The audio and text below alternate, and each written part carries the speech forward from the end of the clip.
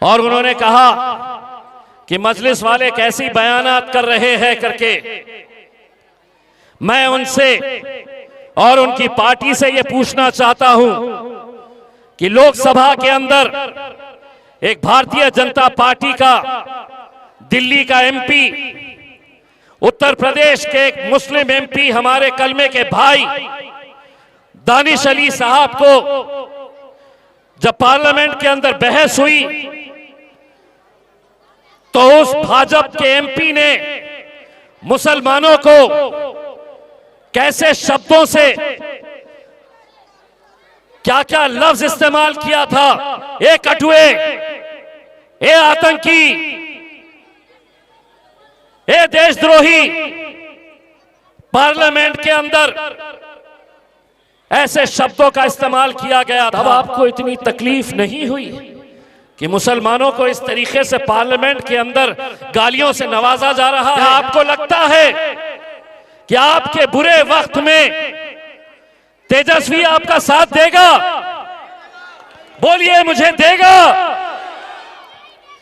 क्या राहुल गांधी खड़े रहेगा तुम्हारे लिए? क्या कोई और सियासी पार्टी का कोई लीडर आपकी लड़ाई लड़ेगा? नहीं लड़ेगा मेरे भाई। अगर इस मुल्क के अंदर जब भी इस कौम के ऊपर बुरा वक्त खुदा न करे आए तो एक इंसान जो चट्टान की तरह सरकार के सामने आंख में आंख डालकर खड़े रहेगा तो वो मेरा कायद, आपका कायद बैरिस्टर असदुद्दीन अवैसी। एक अकेला इंसान जिसके बारे में कहा जाता था कि ये अकेला है, हैदराबाद से एक अकेला एमपी चुनकर आता है, अकेला ही रहेगा जिंदगी भर, लोग ताने मारते थे।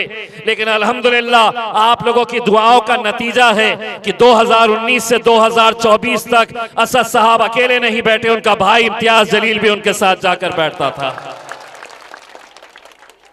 और जब असद साहब तकरीर करने के लिए खड़े रहते थे तो एक भाजपाई वहां पे कोने में बैठकर असद साहब के ऊपर ताने मारता था। असद साहब अपनी तकरीर कर रहे और वो वहां से बैठे बैठे ताने कसता था। ये कहता था वहां पे कि पाकिस्तान चले जाओ, यहां क्यों रह रहे हैं, इस तरह की बयानबाजी करता था। लेकिन वो 5 साल किसी की मजाल नहीं थी। जैसे ही असद साहब खड़े रहते और वो वहां पर कुछ बयान करता तो इम्तियाज जलील असद भाई के पीछे बैठकर उसको जवाब देता, अरे चल बैठ रे बैठ। हमने अगर अपनी ताकत नहीं बनाए मेरे भाई, तादाद मायने नहीं रखती है। मजलिस कितने सीटें लड़ रही है यहां पर?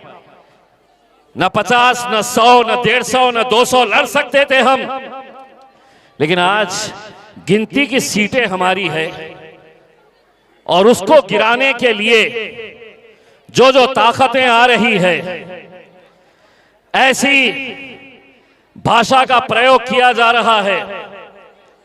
एक शायर साहब आए और उन्होंने कहा कि मजलिस वाले कैसी बयानात कर रहे हैं करके।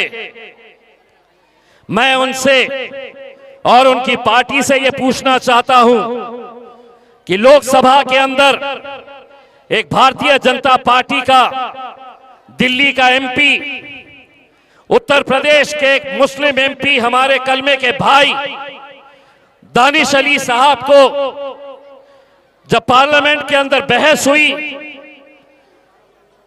तो उस भाजपा के एमपी ने मुसलमानों को कैसे शब्दों से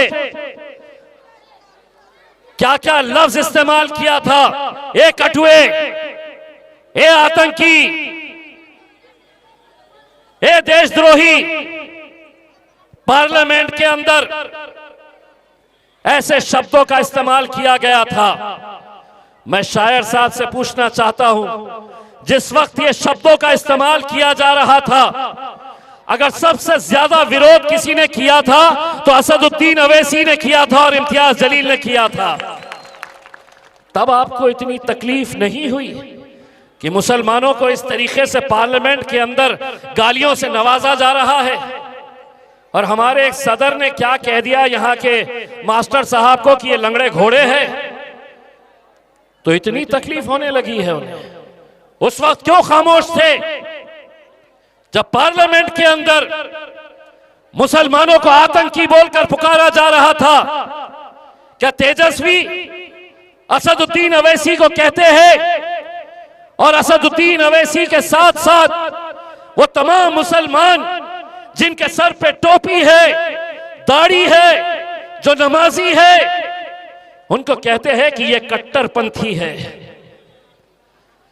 ये चरमपंथी है। साफ कहो ये आतंकवादी है। तुम्हारा बोलने का अगर मकसद ये है, अगर मुसलमानों के लिए लड़ना, मुसलमानों के लिए आवाज उठाना, मुसलमानों की नुमाइंदगी करना अगर कट्टरपंथी है, चरमपंथी है, तो तेजस्वी हाँ हम कट्टर है, हम लड़ेंगे, हम बोलेंगे। हमने बोलना भी नहीं, सिर्फ वही बोलेंगे और हम सुनने का काम करना ना। अब नहीं होगा ये खेल। अब हम बोलेंगे, खुलकर बोलेंगे, बोलेंगे ना, हम बोलेंगे। और तुम्हारे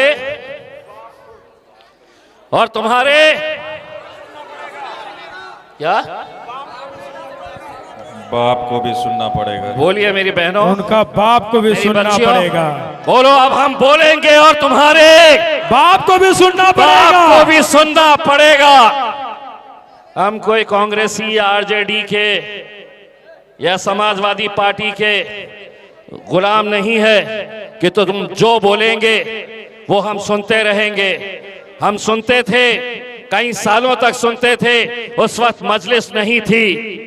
और अभी तुम जो बोल रहे हो, एक बात अच्छी तरह से समझ लो, अभी गुरूर है मगर बहुत पछताएगा उस दिन। तू हमसे क्या, हमारे साए से भी घबराएगा उस दिन। जिस दिन हमारे हाथ से सब्र का दामन छूटेगा, तुझे तेरी औकात का पता चल जाएगा उस दिन। सैयद इम्तियाज जलील, सैयद इम्तियाज जलील साहब, सैयद इम्तियाज जलील साहब, मजलिस इत्तेहादुल मुस्लिमीन, पतंग की निशान। हमसे ये कहा जा रहा है कि नहीं, आप लोग यहां पर आके, आज एक जलसा था हमारा, एक कॉर्नर मीटिंग थी, हमें बादशाह भाई लेकर जा रहे हैं वहां पर, हम पहुंच गए, लेकिन बाद में पता चला कि पुलिस वहां पर परमिशन नहीं दी, क्योंकि मास्टर साहब के कुछ लोग वहां पर पुलिस स्टेशन में गए और उन्होंने कहा कि इम्तियाज जलील यहां पर नहीं आना चाहिए, इम्तियाज जलील ने यहां पर जलसा नहीं लेना चाहिए।